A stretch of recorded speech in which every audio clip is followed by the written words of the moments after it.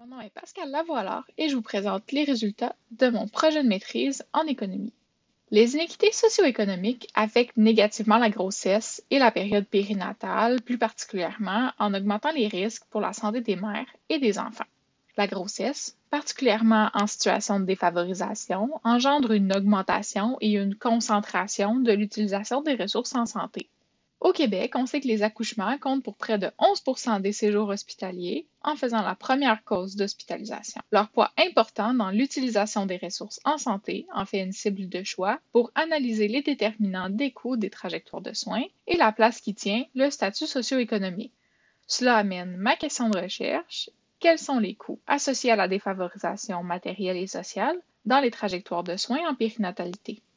Pour répondre à cette question, j'ai recueilli les données obstétricales provenant du Centre hospitalier de l'Université de Montréal et du CHU de Québec Université Laval pour la période 2016-2018 de 18 078 femmes ayant accouché d'une naissance unique vivante. Les trajectoires ont été construites à partir des données clinico-administratives et couplées à l'indice de défavorisation matérielle et sociale de l'Institut national de la santé publique du Québec. J'ai ensuite calculé le coût des trajectoires périnatales en sommant les coûts hospitaliers des épisodes de soins. À partir de ces données, nous avons construit un modèle statistique où la variable dépendante était le coût par trajectoire périnatale et la variable indépendante, le quintile de défavorisation matérielle et le quintile de défavorisation sociale. Les effets des deux types de défavorisation ont été estimés par régression quantile et les modèles ont été ajustés pour les variables socio-économiques et les comorbidités maternelles et infantiles. La défavorisation matérielle comprend le revenu moyen, le pourcentage de personnes sans diplôme d'études secondaires et le pourcentage de la population active occupant un emploi.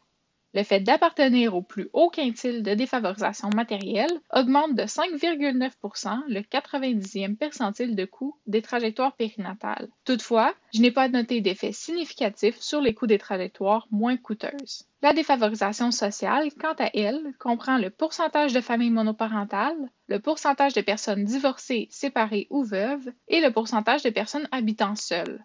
Le fait d'appartenir au plus haut quintile de défavorisation sociale augmente de 4,38 ou d'environ 162 le coût moyen de toutes les trajectoires périnatales. Les conclusions que nous pouvons tirer de cette recherche sont que la défavorisation sociale augmente de façon plus homogène le coût des trajectoires périnatales. La défavorisation matérielle a un effet plus restreint, seulement sur les trajectoires qui sont déjà plus coûteuses et complètes. Mes résultats corroborent les liens entre la défavorisation et la santé périnatale que l'on connaît déjà, en ajoutant l'effet économique sur les coûts hospitaliers. Cela démontre l'importance de considérer le statut socio-économique des populations en vue de l'allocation des ressources humaines et financières en périnatalité. Merci beaucoup.